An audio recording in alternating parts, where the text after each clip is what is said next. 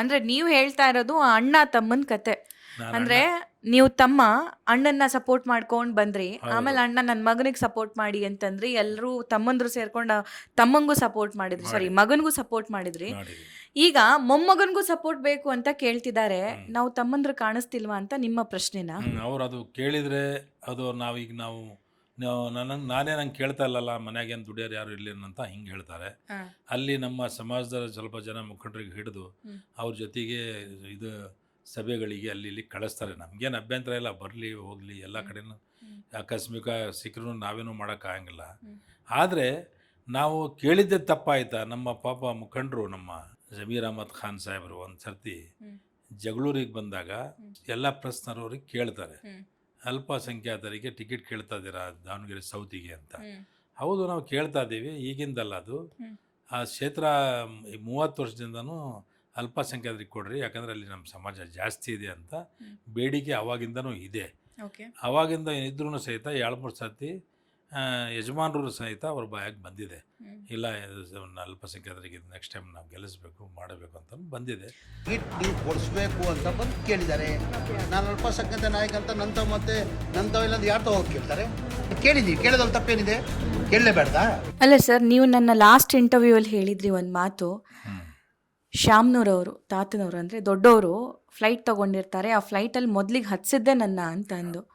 So ಮತ್ತೊಬ್ರು ಅವ್ರ ಮಗ ನೋಡಿದ್ರೆ 91 94ಇಂದನೇ ಊರು ಹಾಳು ಮಾಡ್ತಿದ್ದೀರಾ ನೀವು ಅಂತ ಅಂತಿದ್ದಾರೆ. ಏನು ಕತೆ ಇದು? ಯಾರು ಹೇಳಿದ್ ನಿಜ ಹಾಗಾದ್ರೆ? ಫಸ್ಟ್ ಆಫ್ ಆಲ್ ಯಜಮಾನ್ರಿಗೂ ಮಲ್ಲಿಕಾರ್ಜುನ್ಗೂ ಕಂಪೇರ್ ಮಾಡೋದು ಸರಿಯಲ್ಲ. ಯಜಮಾನರು ಅಂದರೆ ಭಾಳ ನಿಜವಾಗ್ಲೂ ಪೂರಾ ನಮ್ಮ ಕರ್ನಾಟಕನೇ ಅವ್ರ ಬಗ್ಗೆ ಒಂದು ನಮ್ಮನೆ ಹೆಮ್ಮೆ ಇದೆ ನಮಗೆ ಅಂಥ ಯಜಮಾನ್ರವರು. ಅವ್ರು ಎಂಥ ಯಜಮಾನ್ರು ಅಂತೇಳಿದರೆ, ಫಸ್ಟ್ ಫ್ಲೈಟ್ ಪರ್ಚೇಸ್ ಮಾಡಿದಾಗ ಜಬ್ಬಾರಿಗೆ ಹುಡುಕಿ ಕರ್ಕೊಂಬಂದು ಅಲ್ಲಿ ಫಸ್ಟ್ ನನಗೆ ಹತ್ಸಿದ್ರು ಅಲ್ಲಿ ಅದ್ರಾಗೆ. ಅದು ಹತ್ಸಿದ ಮೇಲೆ ಆ ದಿವಸ ನೆಕ್ಸ್ಟ್ ಡೇ ಕಂಪ್ಲೀಟಾಗಿ ಎಲ್ಲ ಪ್ರೆಸ್ನಾಗೂ ನಂದೇ ಫೋಟೋ ಬಂದುಬಿಡ್ತು. ನನಗೆ ನಕ್ಕಂತ ನಾನು ಎಲ್ಲರೂ ಕುಂತ ಇರ್ಬೇಕಾದ್ರೆ ವೆಸ್ಟ್ ಎಂಡ್ ಹೋಟ್ಲಾಗ, ಏನಪ್ಪ 14 ಕೋಟಿ ನಾನು ಕೊಟ್ಟೆ, ನೀನು ಪೇಪರಲ್ಲಿ ನೀನು ಬಂದಿಯಲ್ಲ ಅಂತ ಅಂದ್ರು. ಅಲ್ಲ ಸರ್, ಬಲಿಯಾದರೂ ನಾನೇ ಆಗ್ತಿದ್ನಲ್ಲ ಅಂತ ನಂಗೆ ನಕ್ಷಾಟಿ ಮಾಡಿದ್ದೀನಿ. ಆ ಯಜಮಾನ್ರದ್ದು ಗುಣ ಎಲ್ಲ ಸಮಾಜದವ್ರ ಜೊತೆಗೆ ಅದರಾಗೂ ನನ್ನ ಜೊತೆಗಂತೂ ಅಣ್ಣತಮ್ಮರಲ್ಲ, ಒಂದು ಭಾಳ ದೊಡ್ಡ ಗುಣದಲ್ಲಿ ನನ್ನ ಜೊತೆಗೆ ಇರ್ತಿದ್ರು ಅವರು. ಕೊನೆವರೆಗೂ ಹಂಗೆ ಇದ್ರ ನಿಮ್ಮ ನನ್ನ ಜೊತೆಗೆ ಎಲ್ಲೆಲ್ಲೂ ಬಿಟ್ಟು ನನಗೆ ಹೋಗ್ತಿದ್ದಿಲ್ಲ, ಕೊನೆಯವರೆಗೂ ಕೊನೆಯ ಉಸಿರಿರೋ ತನಕ ನನ್ನ ಜೊತೆಗೆ ಹಂಗೆ ಇದ್ರು ಅವರು. ನಾನು ಅವ್ರ ಬಗ್ಗೆ ನನಗೆ ಅಪಾರವಾದ ಒಂದು ಇದು ಇತ್ತು ನನ್ನ ಮೇಲೆ. ಮಗನಿಗೆ ಯಾಕೆ ಇಷ್ಟು ಕೋಪ? ಮಗನಿಗೆ ಯಾಕೆ ಕೋಪ ಅಂತ ಹೇಳಿದರೆ, ನಾನು ಆದಮೇಲೆ ಇವತ್ತು ಇವ್ರು ಕೇಳ್ತಾರೆ ಅಂತ ಹೇಳಿ ತಿಳ್ಕೊಂಡು ಆವಾಗಿಂದನೇ ನನ್ನ ಬಗ್ಗೆ ವಿರೋಧ ಶುರು ಮಾಡಿದರು. 94ನಿಂದ ನಮ್ಮ ಮಧ್ಯೆ ದಾವಣಗೆರೆ ಹಾಳು ಮಾಡಿಬಿಟ್ಟ. ಅವ್ರು ಒಂದು ಪ್ರೂಫ್ ನಾನು ಏನಾರು ಹಾಳು ಮಾಡಿ ತೋರಿಸ್ಬಿಟ್ರೆ ನಾನು ರಾಜಕೀಯದಿಂದ ನಿವೃತ್ತಿ ಆಗಿಬಿಡ್ತೀನಿ. ನಾನು ಮಾಡಿರೋ ಕೆಲಸ ಒಂದೊಂದು ನಮ್ಮ ಸಮಾಜದವರು ಹೇಳಿದ್ದಾರೆ ಎಲ್ಲ ಕಡೆನೂ, ನಾನೇನೇನು ಮಾಡಿದ್ದೀನಿ ಅಂತ. ನಾನು ಹೇಳಿಲ್ಲ, ನಾನು ಎಲ್ಲಿವರೆಗೆ ನಾನು ಎಷ್ಟೋ ನನ್ನ ಅಂದಾಜು ಒಂದು 25-30 ರೋಡ್ಗಳು ನಾನು ಮಾಡಿಸಿರ್ಬೋದು. ಒಂದು ಪೂಜೆ ಫಂಕ್ಷನ್ಗೆ ಹೋಗಿಲ್ಲ ನಾನು. MLC ಆಗಿ ಮಾಡ್ಬೋದು ಅದನ್ನ? ಅಲ್ಲ, ನಮಗೆ ಗ್ರಾಂಟ್ ಕೊಟ್ಟಿರ್ತಾರೆ. ಮಾಡಿದ್ದೀರಾ ಅದನ್ನ? ಮಾಡಿದ್ದೀನಿ, ಎಲ್ಲ ಕಡೆನೂ ಮಾಡಿದ್ದೀನಿ. ನಂಗೆ ದಾಖಲೆ ಸಿಗುತ್ತಾ? ಅದು ಎಲ್ಲ ಕಡೆ ಇದೆ, ಮತ್ತು ಎಲ್ಲ ಟಿ ವಿಯಾಗೂ ಬರ್ತಾ ಇದೆ, ಎಲ್ಲ ಕಡೆನೂ ತೋರಿಸ್ತಿದ್ದಾರೆ.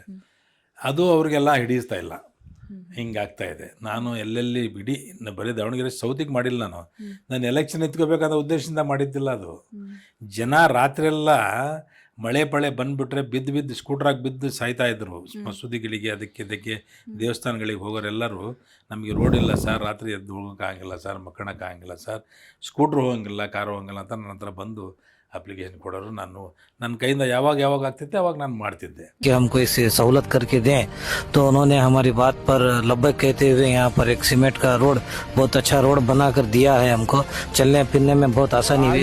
ಬಹಳ ಒಳ್ಳೇದಾಗಿದೆ. ಗಬ್ಬರ್ ಸಾಹೇಬ್ರು ಆ ಕಡೆ ರೋಡ್ ಈ ಕಡೆ ರೋಡ್ ಎಲ್ಲ ಮಾಡಿಸಿದ್ದಾರೆ, ಬಿಸ್ನೆಸ್ಗೆ ಚೆನ್ನಾಗಾಗಿದೆ.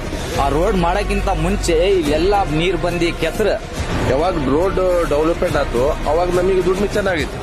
ನಾನು ಯಾವುದು ಎಲ್ಲ ದೇವಸ್ಥಾನಗಳದ್ದು, ಮಸೂದಿಗಳಿಗೆ ಎಲ್ಲ ಕಡೆನೂ ಬಂದು ಖಬರಸ್ಥಾನಗಳಿಗೆಲ್ಲ ನನ್ನ ಹತ್ರ ಕೇಳ್ಕೊಳ್ಳೋರು.